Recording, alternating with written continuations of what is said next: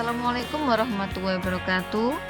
Saya Siti Sangada, calon guru penggerak angkatan 10 dari Kabupaten Demak, akan memaparkan kesimpulan dan refleksi pemikiran Ki Hajar Dewantara pada modul 1.1 koneksi antar materi.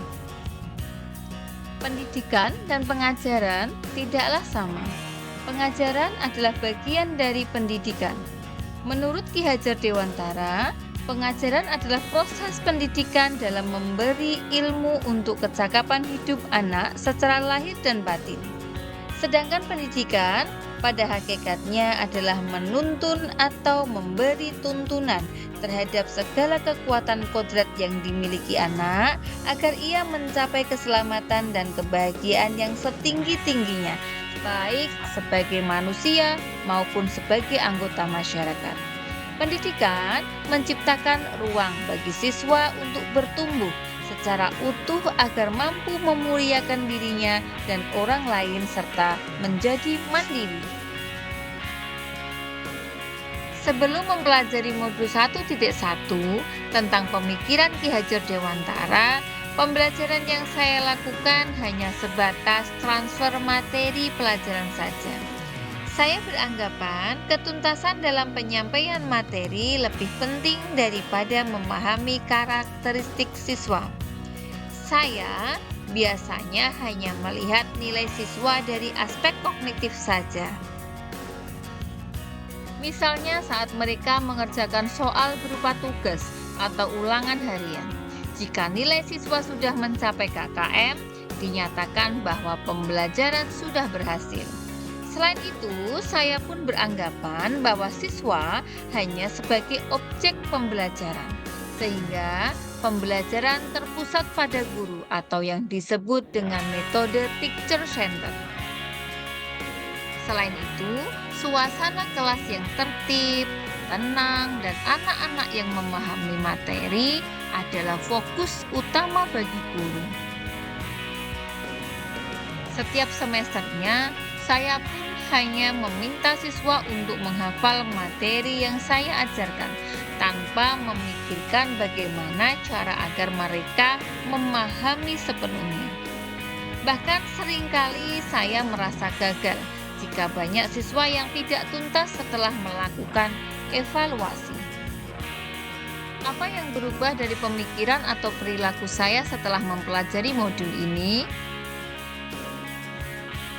Setelah saya mempelajari modul 1.1 tentang pemikiran Ki Hajar Dewantara, saya menyadari bahwa apa yang saya pikirkan dan saya lakukan selama ini tidak tepat.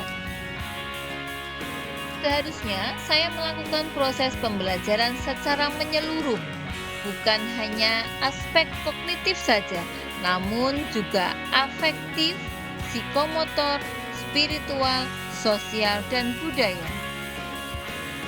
Siswa bukan sebagai objek pembelajaran, melainkan subjek pembelajaran.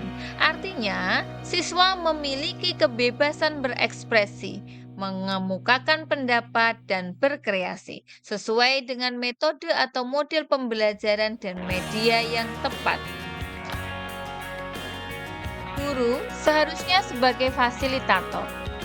Dalam proses pembelajaran, guru pun harus ikhlas, penuh kesabaran, serta dengan segala ketulusan hati agar terwujud pembelajaran yang menyenangkan dan berpusat pada siswa.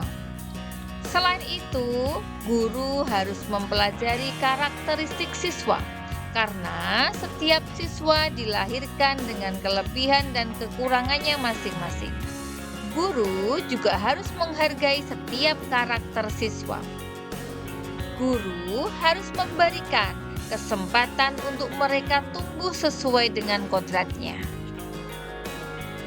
Apa yang dapat saya terapkan dalam pembelajaran di kelas? Yang dapat saya terapkan dalam pembelajaran di kelas antara lain, yang pertama, merancang pembelajaran yang interaktif dan menyenangkan dengan melibatkan siswa sesuai metode student center agar motivasi siswa meningkat. Selanjutnya, saya akan menerapkan pembelajaran abad 21 yang sesuai dengan pemikiran Ki Hajar Dewantara, yaitu berpikir kritis, kreatif, komunikasi, dan kolaborasi dengan berpegang teguh pada konsep memerdekakan anak. Guru juga menerapkan sistem AMOM. Pembelajaran tidak lagi menuntut, tetapi menuntun, dan menerapkan pembelajaran dengan aspek budi pekerti. Karena tugas guru adalah memberi tuntunan atau arahan yang baik kepada siswa, berusaha menjadi teladan bagi siswa, baik dalam perkataan maupun perbuatan. Selanjutnya, saya harus menggali karakter dan latar belakang siswa dengan menjalin komunikasi yang baik. Dari pemaparan tadi dapat ditarik kesimpulan, yaitu pendidikan adalah menuntun anak sesuai minat dan bakatnya. Pendidikan bukan hanya ilmu akademis saja, namun perlu penanaman budi pekerti yang baik. Serta pendidikan sejatinya adalah berhamba pada anak. Demikian pemaparan saya, semoga bermanfaat. Terima kasih. Wassalamualaikum warahmatullahi wabarakatuh.